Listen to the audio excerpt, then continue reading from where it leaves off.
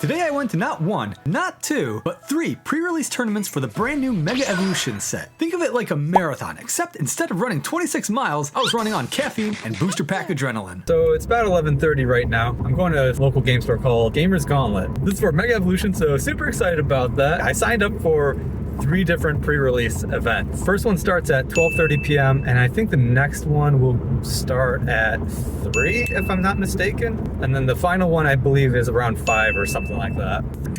All right. We have arrived. Pre-release events like the one at Gamer's Gauntlet lets players battle with the newest Pokemon set weeks before it officially releases. In fact, this set doesn't even hit shelves until September 26th. The first event started at 12:30 p.m., but I got there at noon sharp, because if you know me, fashionably early just means I want first dibs at staring longingly at cards I can't afford. Sure enough, their singles display was like walking into a Pokemon museum. They had everything from vintage, modern, and every era in between. My wallet started shaking in my pocket like a Magikarp out of water. Eventually, I pulled myself away and checked into the event. The last time I had been at this store in particular was all the way back in 2016 during the XY Evolutions pre-release. Funny thing, when Surging Sparks first came out, I went to a pre-release that barely had 5 people. Now, these events are basically sold out. Pokemon has gone from small gatherings to mini Comic-Cons in record time, whether it be at game stores or card shows. Once everyone was registered, the real fun began. Each of us got a built-in battle kit, which is basically a starter pack with a 40 card deck plus 4 booster packs to spice it up. Normally, decks are 60 cards, but pre-release tournaments are all about fun, so they keep things light. Now this is the part where dreams are made or crushed, opening the booster packs. Bam! First pack magic, Mega Manectric EX. You could hear the imaginary crowd in my head going wild.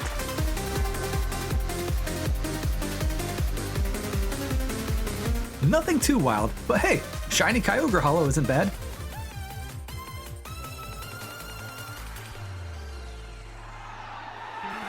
Jackpot! A full art Night Stretcher, competitive gold, and absolutely perfect for a pre-release deck. You bet that went straight in.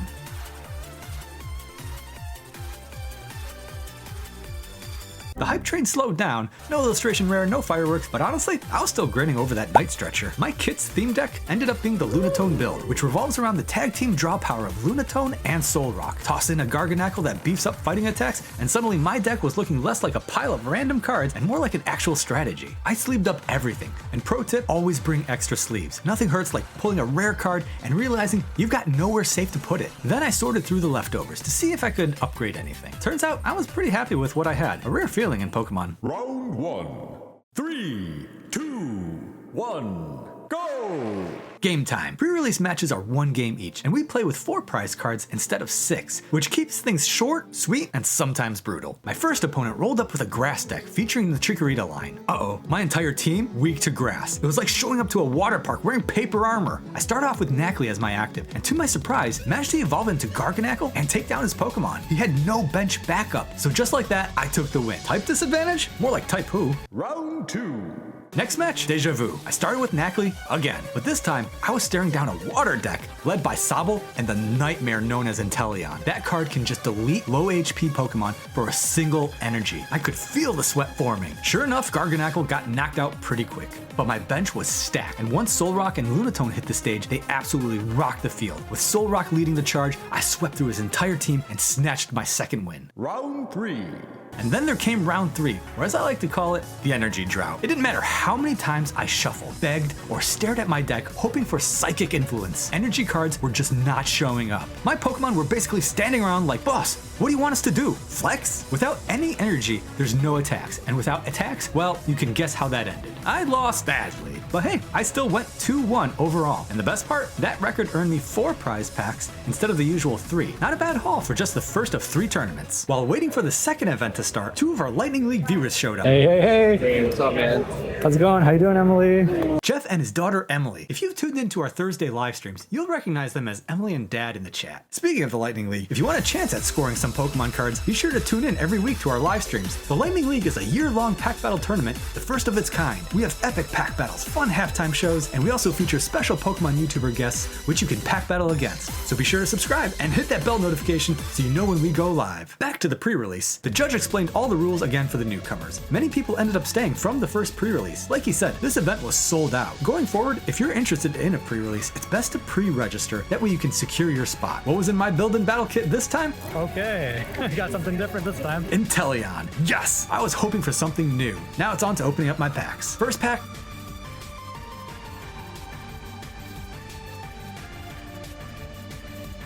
Nothing. But in pack number 2, pull the Mega Kangaskhan EX. This thing is a basic Mega Pokemon with 300 HP. Absolute tank. Oh, whoa, whoa. Nothing major in pack number 3. Last pack. Nothing too wild, but an awesome Steelix Hollow. Emily, though, she pulled in an illustration rare of Executor. Nice flex. I wasn't a fan of the Frostmoth in the Inteleon deck, so I cut that line and focused on Inteleon entirely. After sleeving up and shuffling everything, I'm ready. Round 1. 3, 2, 1, go! Round 1 began and disaster started. Mulligan twice. Finally, opened up with Mantine, which let me call for family and bench Mega Kangaskhan and Sobble. My opponent's Frostmoth spread damage across the board, but I rare candied Sobble into an Inteleon, drew into the perfect setup, and water shot my way to victory. Inteleon is a beast in the pre-release. Round 2. In round 2, I was going up against a Chikorita/Meganium deck. Again, no energy, total flop, and total loss. Round 3. In round 3, I faced against an Alakazam deck, but his ace Alakazam, which was the only one in his deck, was stuck in the prizes. After I took 2 prize cards, he conceded. Victory was mine. Final record, 2-1 yet again, with another 4 packs earned. Jeff and Emily opened up their packs. Emily scored a full art trainer, and Jeff pulled a Mega Latias EX. Now that pre-release 2 is wrapped up, time for food. Quick Arby's run. Spotted a Arby's. All right, I'm back at Gamer's Gauntlet. Don't even have time to eat, but I got a chicken cordon bleu from Arby's. I'll probably take a few bites out of this and then I gotta go back into the store. Cue sandwich violence. Yay! Back just in time for roll call, third kit. Oh, Inteleon again, Jeff. Inteleon again. Happy because it's strong, sad because I wanted variety. Jeff had the same luck, pulling another duplicate, running the Lunatone deck again. In pack number 1, nothing big. But in pack number 2, I pulled a Mega Lucario EX, a nice big hit. Packs number 3 and 4, there was nothing really in those 2 packs. With my deck built, sleeved, and shuffled, we're on the last 3 rounds of this pre-release. Round 1. 3, 2, 1, go! In round 1, I faced off against an Alakazam deck again. I made a rookie mistake, choosing to go first with Mantine. I forgot you can't attack if you're first player on turn 1. I should have led with Sobble. That misplay snowballed into a loss. Round 2. Round 2 began, and I beat another Inteleon deck. Round 3. In round 3, I went up against Meganium. My opponent was brand new, so I tried guiding him through the rules. He told me he was basically hired by his friend to join for extra packs. My Inteleon's bring down attack one-shot his team 1 by 1. Victory was in the bag. Though I feel a little bit bad because he was new. But I hope he had fun nonetheless. Afterwards, Jeff, Emily, and I sat down for trades. He was looking at my Lillipup, Sawk, and Swoobat illustration rares. In his binder, I found a ton of smaller value cards I needed. In the back of his binder, though, was all their brand new Mega Evolution cards. Emily opened up her last pack and pulled a Mega Abomasnow EX, while Jeff landed an illustration rare of Clawitzer. To balance our trade a little bit more, Jeff pulled out a Harlequin full art from my binder to go with the Lillipup illustration rare he wanted. And with that, a bunch of gaps in my binders were patched up. And that's a wrap on my triple pre-release marathon at Gamer's Gauntlet. 3 tournaments, 3 2-1 records, a backpack full of booster packs, and memories with the Pokemon card community, especially Emily and Jeff. The next pre-release will be for Phantasmal Flames, and I'm really looking forward to that one. A combo Charizard and Gengar set, sign me up already. I decided to save my packs for the live stream opening so I can share the pack pulling experience with the channel. Who is ready to open up some Mega Evolution? Fat stack of packs of Mega Evolution. We're just gonna go by Gardevoir first, then followed by Lucario, followed by Venusaur, and then followed by Mega Kangaskhan. Like I said, during the pre-release, I really didn't get anything huge. The best pull I got was probably Night Stretcher Full Art. That's probably the best card. So these are all brand new cards of Mega Evolution. And I'm gonna slow roll these because some people might have not seen all the artwork from these cards. Starting off with reverse Meganium and into a reverse Clawitzer. That is a pretty awesome artwork, man.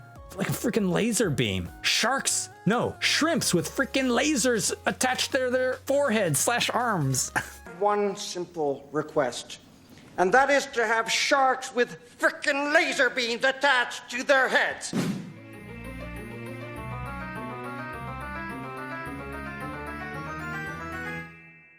Another Meganium.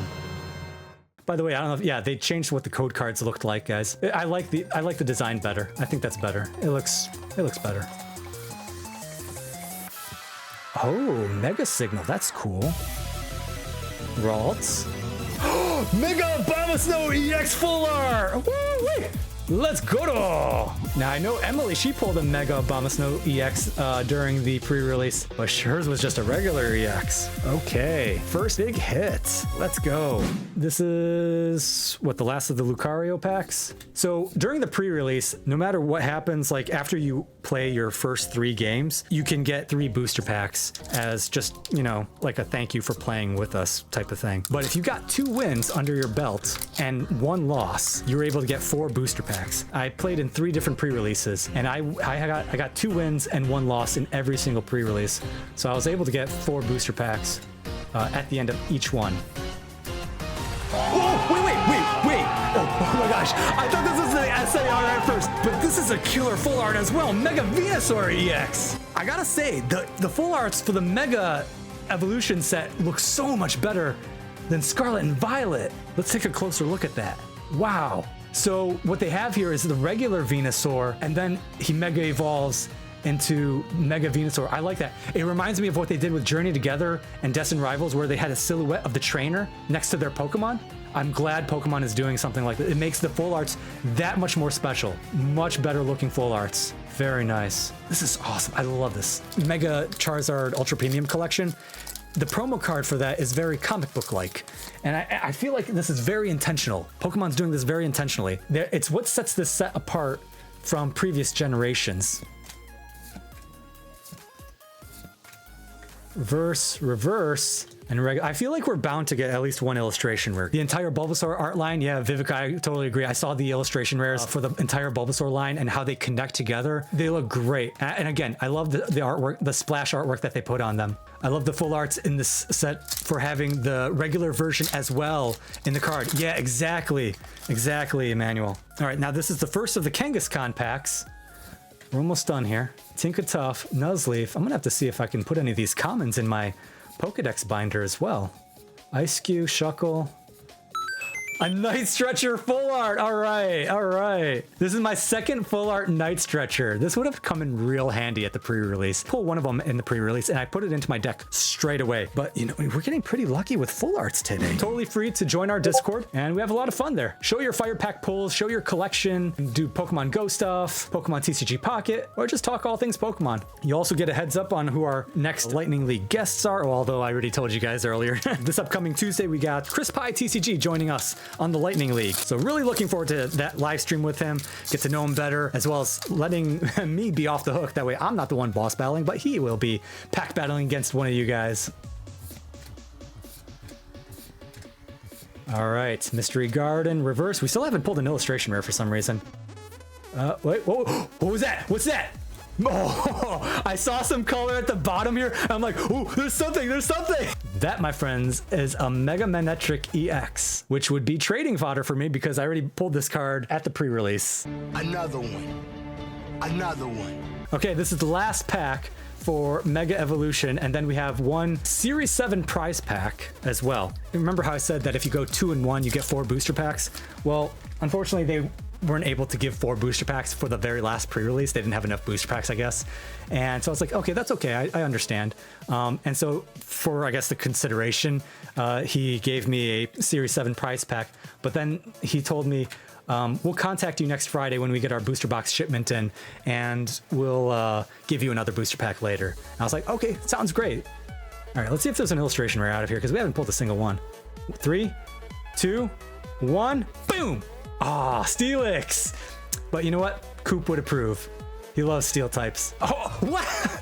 Double Steelix. That's funny. Maybe I'll have him sign one of these next time I see him at Card Party. That's it for the Mega Evolution set. This is a Series 7 prize pack now, and there's not as many cards in this. Enhanced Hammer. Area Zero Underdepths. Hop Snorlax. And a Dusclops Hollow, followed by Colress's Tenacity, followed by Steel.